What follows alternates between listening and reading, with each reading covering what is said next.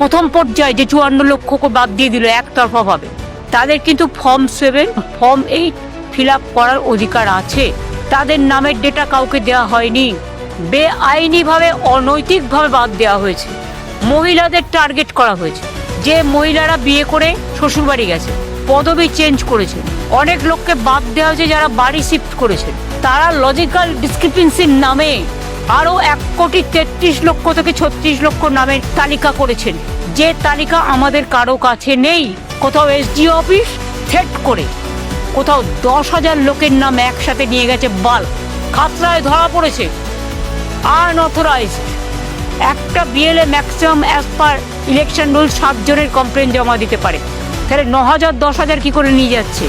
এগুলো তো আনঅথরাইজড, এগুলো উইদাউট ভেরিফিকেশন কেউ কি অ্যাকসেপ্ট করতে পারে? একসাথে এক ঝাঁক নিয়ে যাওয়া মানে এটা অবৈধ। সেরকম হলে চিফ সেক্রেটারির সাথে কথা বলবেন। আইসিদের বলবো আনঅথরাইজড কাগজপত্র বা টাকা পেলে স্টেট সিজ করবেন। একটা গাড়িতে করে কত কাগজ নিয়ে গেছে এখানে, এটা আমরা হাতে নাতে ধরেছি। একটা গাড়ির ভেতরে 9-10 হাজার ফর্ম নিয়ে গেছে, সব ডিলিট করার জন্য জেনুইন ভোটারদের নাম।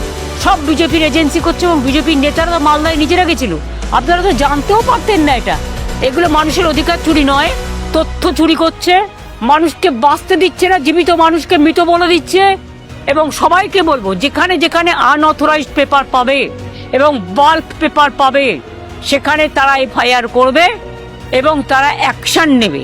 এটা আপনারা সাংবাদিকরাও করতে পারেন, আপনার কাছে যদি তথ্য আসে, কারণ আপনারাও গণতন্ত্রের একটা স্তম্ভ।